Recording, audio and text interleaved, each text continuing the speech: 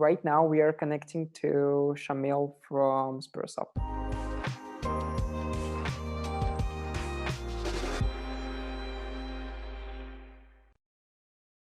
Hi, Shamil. Can you Hello, hear me? hello. Yes, I can hear you. And do you hear me? Yes, it's all good. We are all good and settled. So could you please turn on your screen sharing so we can see the slides? Sure thing. Just a moment. Yeah, you're so good prepared. Like you have almost a professional mic. Do you do like streams for on the spare time on Twitch or stuff? No. It's just for home stuff, just playing video games, and that's pretty much it. What games was the last one you played? What are you playing right now? The last game was Neo, second one. Okay. And now I'm waiting for Last of Us 2. Like everyone. Well, I'm probably the least popular person with my opinion, but I do not understand why everybody is playing The Last of Us, because I was not so much into the game. So right now I'm planning to force my girlfriend to start playing The Last of Us, the first part, and probably I'll become more into this franchise, and we'll wait for the second part with everyone else. Okay, that sounds like a good plan. Yeah. So right now we're all good and settled, and I'm passing my word to you. We're gonna stream you full screen. So good luck, Shamil. Thank you. Thank you very much. Thank you.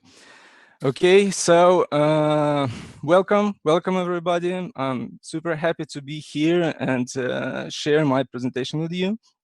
My today's speech is about combat design in general, and this presentation will be super helpful for all newcomers who just want to start working in combat area.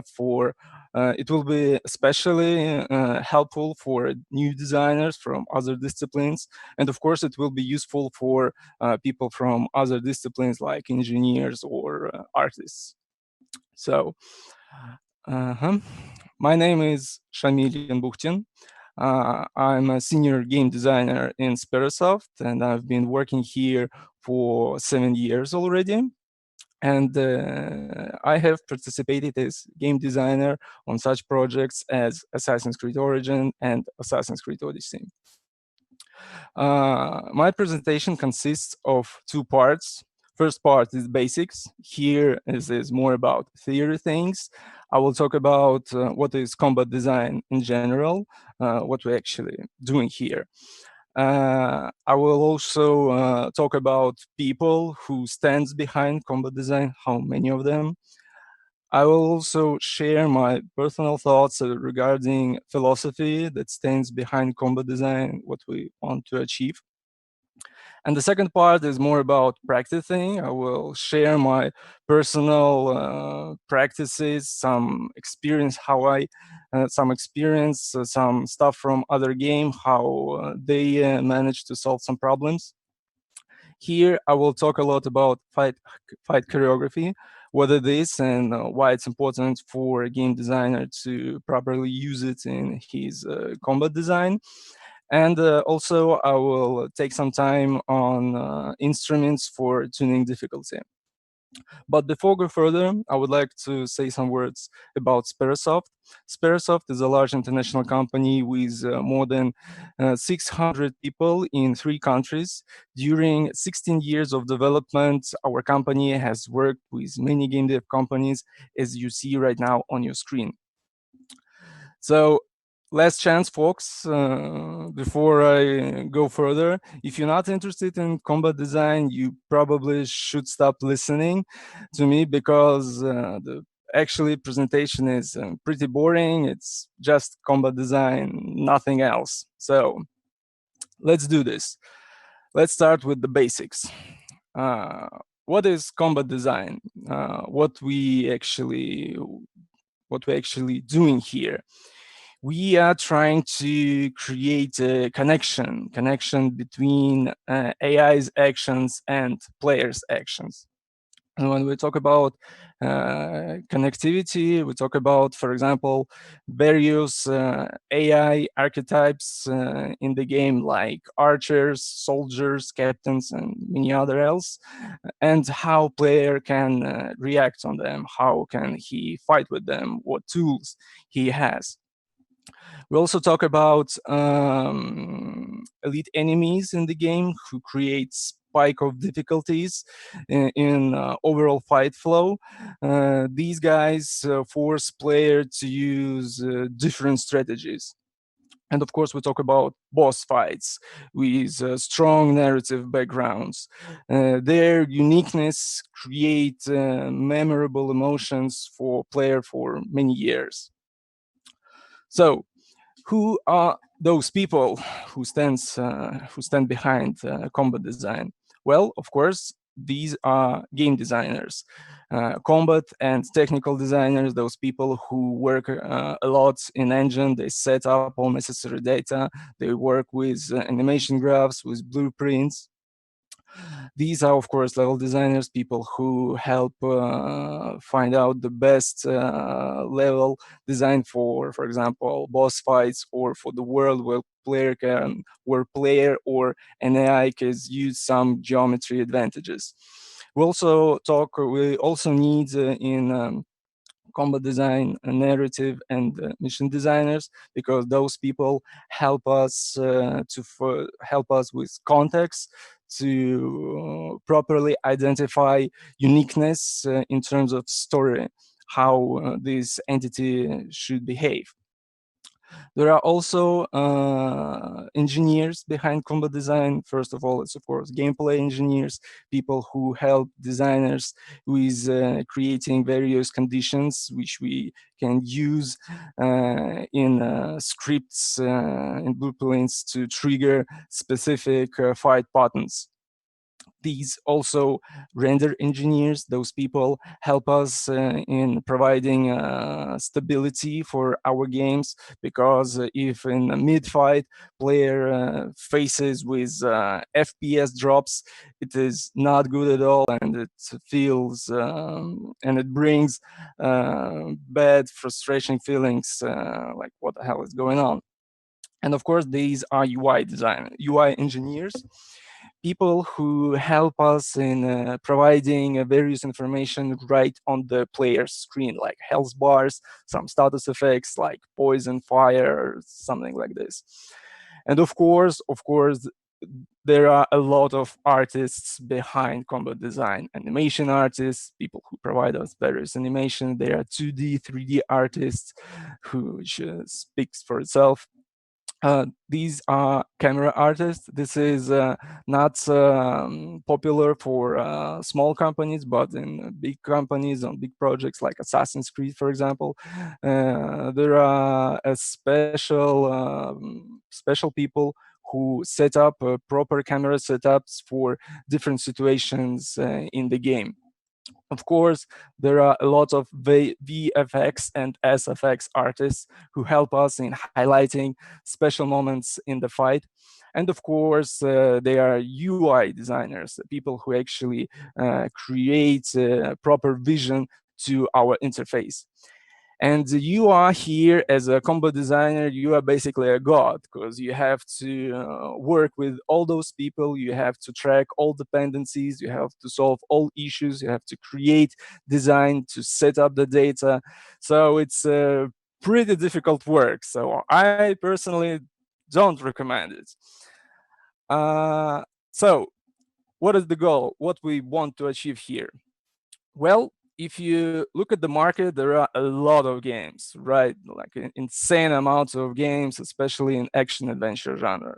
And if you read some articles from designers from various studios, you'll probably find some explanations about something like we tried to achieve a feeling that you are a real ninja, or you are a real superhero, you are some sort of a god in your game, in this game. But if you try to summarize all their information, you actually find that they have two things in common. First thing, of course, it's fun, because if game isn't fun, then why would the player take interest in it? So it is pretty obvious. It is a common thing for not only for combat design, but for design in general, but for combat design it's crucial, because if fight isn't fun, then why am I spending time here? And the second one, which is super important for combat, it is challenge, because if player doesn't struggle during his playthrough, especially in combat area, he won't get necessary emotional experience from this game. So these 2 points are very important for us, and this is what we try to achieve in combat area. So let's end with theory and go to practice stuff. But before going further, I would like to make one crucial note. I'm not going to talk about deep tech things like how to set up your fighting engine, how to work with blueprints, animation graphs, and all that kind of stuff. Because, first of all, I don't have time for it, and this is a very big topic. Secondly, I personally think it's pointless, because different studios have different engines, different technologies, different pipelines and approaches in development. So everybody works in a super different area. They have some common things, but mostly it's super different. Plus, I have NDA, folks. Sorry, can't talk about it. All right, so fight choreography. What it is? There are a lot of articles in the internet about fight choreography from various combat designers, and all of them have different explanation for this. I'll try to provide my own. Well, fight choreography, this is some sort of uh, design system for each fight scenario in the game. This is something like a vision of a game designer. This is a high level concept that designer uh, share with all team members, and then he set up it in a game using existed game systems in engine. So uh, it is something like, for example, so fight choreography can be different for each particular entities or each particular fight in the game. For example, like in Dark Souls, for example, like Four Kings, Dragon Slayer, Orstein, and Executioner Smog, and for example, Artorias. Those are completely different fights, but all of them were made in the same game using the same engine systems. So, knowing that, you should know that fight choreography, this system, creates readability in AI's fight pattern. This design system setups balance between actions and reactions for player and the AI. And of course, this system evaluates difficulty and pacing for each fight events. Right. So let's talk about, sorry, some issues. Let's talk about readability. And I will start with a timing component for readability. Timing component and varies in actions. This very popular topic in combat areas, special for action adventure games and fighting games. So there are a lot of articles about it, and I won't be talking here a lot. Just quick tips for all of you. All fight actions have three phases: preparation phase, active phase, and recovery phase. In preparation phase, we highlight to a player and information that about danger, about upcoming danger event, that something is going to happen. In active phase, we actually trigger these danger events. So we, for example, activate hitbox on weapon or on skeleton. We trigger an entity which deals damage to a player. And in recovery phase, um, we highlight to a player that fight action is over and now you have a possibility to do something. Now you can, for example, counter attack, or you can change your position, or you can refill your health. Here in this section, I would like to make two very serious points for you guys, so you should to remember it. First is that all phases must be clear and memorable for the player. So players should easily identify all of them for a particular entity in the game. So if a player can't identify what kind of action it is, it brings a lot of frustration to a player. Another point, that all actions must have unique preparation, active, and recovery phases. If, for example, you create two actions with one preparation phase and completely different active and recovery phases, then player will struggles a lot and feels serious frustration feelings, because it would be impossible for him to understand how to properly react on this action. What's going to be this action or that action? So please be be cautious about this. So here is an example from Assassin's Creed Origins, where player fights with war elephant. You in the beginning of the clip, you see a circle on the ground, which highlights that NPCs on War Elephant Stop are going to shoot with bow to a player. And straight after that section, you see that War Elephant runs toward the player and turn his head in a different directions to highlight where danger from tasks gonna be. So another important moment about readability, it is a zoning component. This will actually help newcomers to properly identify your actions and help to find proper setups for the fight, and it will also help animators and programmers and other people in understanding what you actually want to do with your entity. So for example, you have a regular attack, right? And as you see on this picture, it has a very small area of effect just in front of it. And here, in an example of God of War, you see that Kratos fights with a traveler who performs several regular attacks just in front of him, which are very easy to avoid. You can create, for example, a thrust attack with a long area of effects.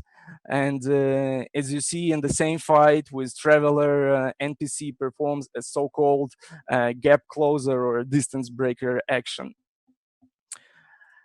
And also you can create, for example, a swing attack with the biggest AoE areas you see on the screen with something like a 180 degrees. And here Kratos, in the same fight with the same Traveler, you see that NPC performs this action, and this action tells player that he should dodge only behind himself. So now let's talk about balance. Here, I would like to talk not about difficulty. It is a different section. Here, balance is about things that we actually expect from our opponent, about his actions and our reaction, how we react on him. For hardcore games, especially from Japanese market, this picture is pretty accurate. Like really, our enemy has a lot of actions, a lot of possibilities, moves, specials, and we have to struggle with them. But in a world where common sense leads the dance, you we'll see this kind of picture, right, where both opponents, our AI and we, have pretty the same amount of opportunities in the fight. So how to set up balanced fight? The best way is to work with player response, how player can actually respond to our opponent. And this is a good approach because player is the best guy in the game, right? Right, we love player. A good fight is when player instinctively realizes what he can and what he can't do. And when you work with player response, in my opinion, it is a good way to separate player opportunities in two different sections. First section is a work around player native abilities. By native abilities, I mean that these abilities that player receives straight from the beginning of the game, right? Or straight after finishing the tutorial section. So these abilities, like, they're pretty common, like dodge, block, parry, or some generic weapons like a dagger or sword or bow. So everything that player receives straight from the game, and nothing can actually take it from him. Another section is player's obtained abilities. So these abilities that player actually receives through his playthrough, like for example, special and supers. These abilities player receives, for example, from skill trees. And these are, of course, mission items that player receives from quest NPCs, like a special potion or scrolls or something like this. And this is a level geometry because player can use level in various arenas and various fight scenarios as his own advantage to beat the fight. Now let's see some examples from different games. So here is a concept about window of opportunity. Window of opportunity, this is a very popular concept in combat design. Basically, you have to reward player for a good fight. And here, in fight with Hindov Kerenia from Assassin's Creed Odyssey, you see that player performs a lot of dodges because enemy is very aggressive. And in a particular moment, player performs dodge really well, which triggers some sort of stuck behavior for Hind, where it stucks with its own antlers on the ground. And player can, as you see, deals a lot of damage to this entity. Another concept is a DPS race. The main idea here is to create situation where fight difficulty is constantly rising. And here player has to work around his obtained ability, about his obtained ability, like level design. Here, the Sarmentian boar, he performs sometimes jump attack, and right after it, he triggers poison cloud on the ground, and this poison cloud exists until the end of the fight. So player has to use his surrounding area properly, or it will be covered with all with poison. Plus, player has to be very aggressive to complete this fight as fast as it can. Another concept is a gunfight. It is a mix of obtained and native abilities of player, again, level design and range weapon. Here, for entity is a goal to keep fights and range. And War Elephant does it by using zoning abilities with poison grenades. And another example, which is my favorite, here player use so-called hidden obtainability. As you see on the right bottom screen, there are three red helmets that tells us that have player actually has three mercenaries who try to kill him. And he decided just to lure them into the arena and force them to fight with Caledonian boar, who actually can summon little boars in the fight. So here basically you see a big battlefield between Caledonian board and his little minions with three mercenaries, and player just you see walking around, nothing else. So let's move forward. Now let's talk about difficulty and pacing. Now there is a very popular statement in game design, especially from new guys, that difficulty is only about amounts of damage and health. In real life, it is not true. There are actually a lot of things that you can tweak and use in your fight design to make a proper difficulty setup. For example, list of AI's actions. If your entity has, for example, two attacks, it's a pretty easy fight. But if your entity has 15 different attacks and player has to remember all of them, and especially the conditions when entity triggers them, that's a pretty tough fight. Another one is a number of players' reactions, his opportunities. For example, to beat the fight, player only has to deal with block and parry mechanics.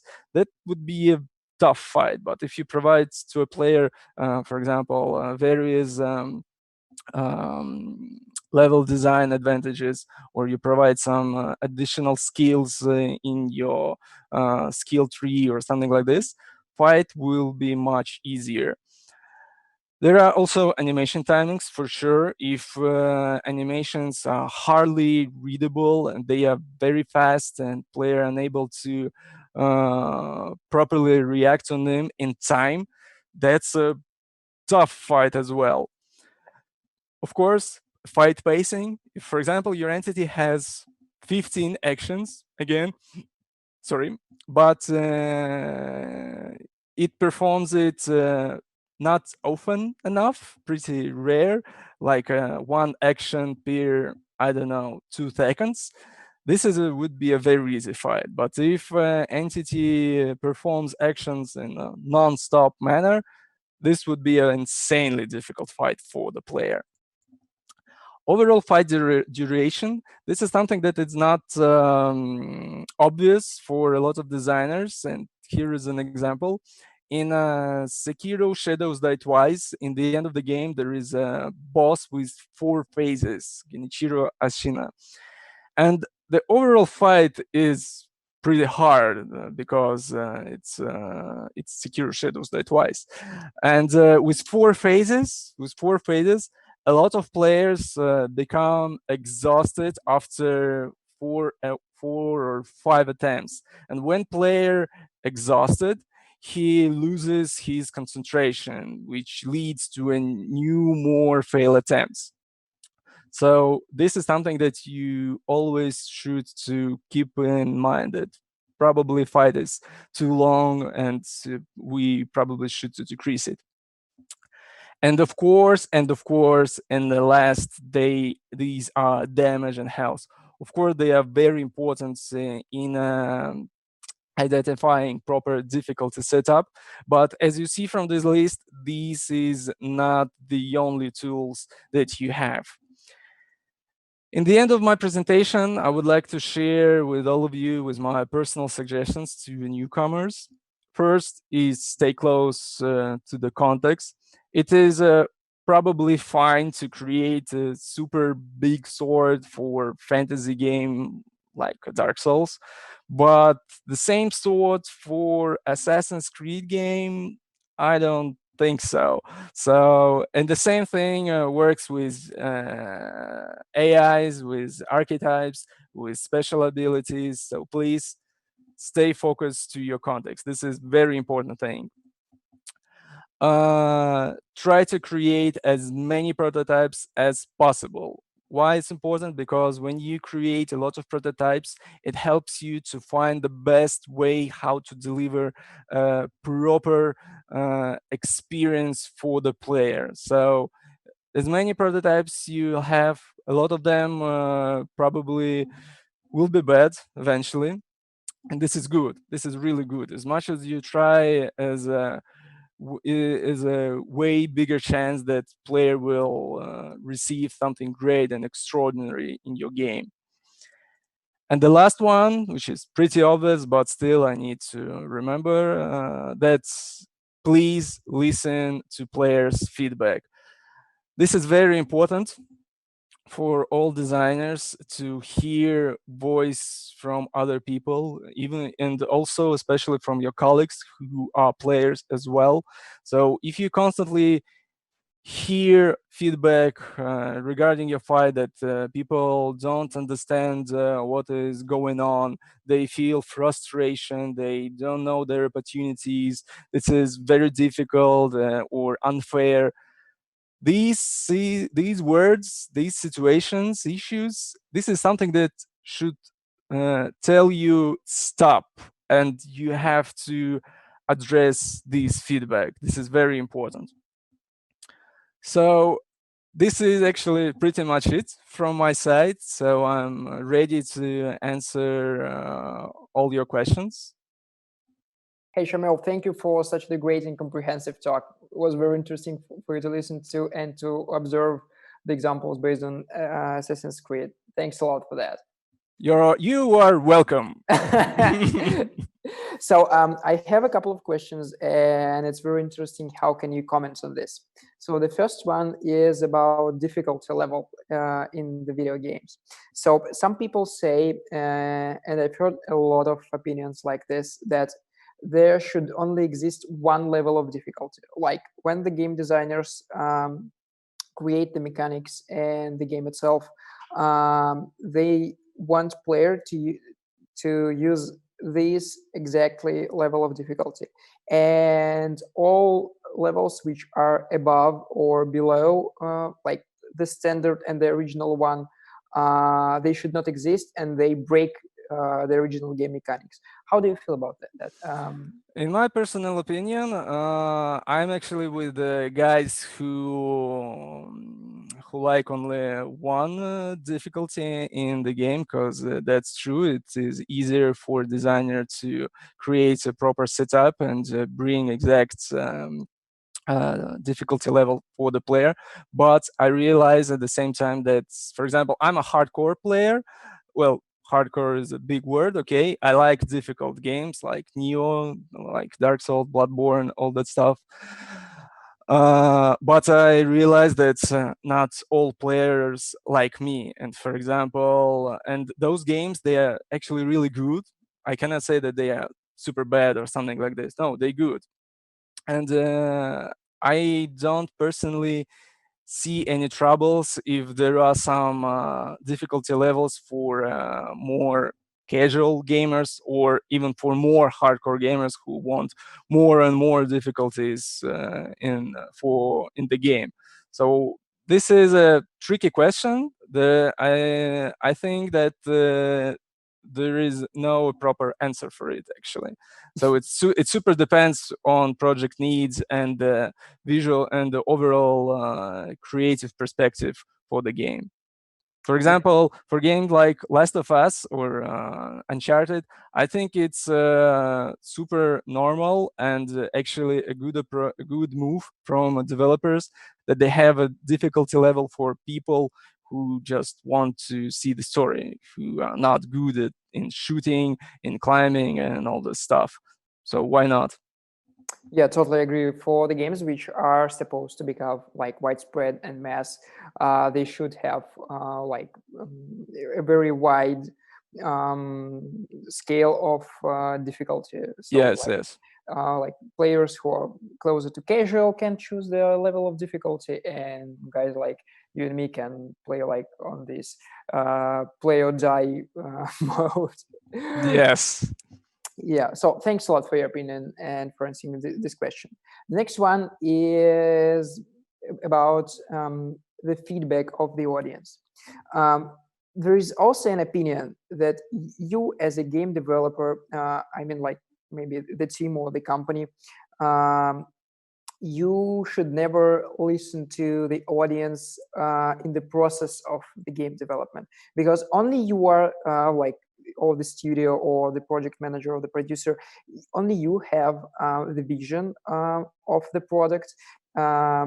Like, you only you have the image of the original idea, and if you will listen to the audience too much, you probably will break your game. And also, um, the guys who have this opinion, they say that, like, let's imagine Blizzard would listen to the audience too much, and right now what will we have instead of Diablo 3? Like, will we have the game with ponies and mm, with probably um, many mechanics will not work as they work now. Hmm. So my question is, what is the stage of development when you can listen to the audience? Is it something post-release? I'm not talking about like bugs or um, the situations where when the game doesn't work, but on which aspects and when can a game developer listen to the audience? Okay, so this is a really good question, and the answer is for that there is actually should be a balance between players' feedback and identity of your game. Also, you should always remember that there is such a thing as a subjective opinion and objective opinion. So, of course, developers, they gather feedback from players, and for example, if there is a feedback that, damn, I don't like this NPC because, I don't know, because he is red. Well, sorry, he is red because of we want to make him red, right? And at the same time, it is a good at the same time, it is a good feedback when people say to a developer like, hey, this red dude, when he jumps to me, it is literally impossible to predict when he will do it and from which distance it actually triggers. I really don't understand. So this is a good feedback, and probably you should listen to it. Plus, of course, there is a balance between haters, people just to hate your game, and no matter what you will do, they will hate your project. They will find all bad stuff in the game, and there's no chance that you can actually do something to make those people happy. So this is another point. Haters gonna uh, hate. Yes, yes, exactly. So, but in terms of when developers listen to feedback, it actually goes through the whole development process. Developers have their how to say, um, good players or memorable players, loyal players. I don't know how to say it correct. Players who love company and love their projects, and those players, they actually help developers in feedback like this through the whole cycle of development, in the particular moments like in first playable and alpha, in beta, and something like this. And of course, post launch feedback is also super valuable when we talk about, for example, of a series of games like Assassin's Creed, because the people on those projects, they really love their community, and they hear opinions from the community, what community want, what is good, what is bad, and something like this. So again, it is a balance, like on the edge, if you want, so where a developer has to just leave. That's it. Okay, so thanks a lot for this detailed answer. This was very good and very interesting. Like, I believe we can keep this discussion going. Um, if you guys from the audience have any questions to Shamil, I'm mostly sure they can find you on WN Hub, right? I've checked Yes. that you are registered. So if you have any like questions about game mechanics, combat mechanics, and fighting mechanics, and maybe you want Shamil's opinion on something, please feel free to ping him in chat or direct messages on the platform. Shamil, I believe you'll be happy to talk about it a Yes, little for bit. sure.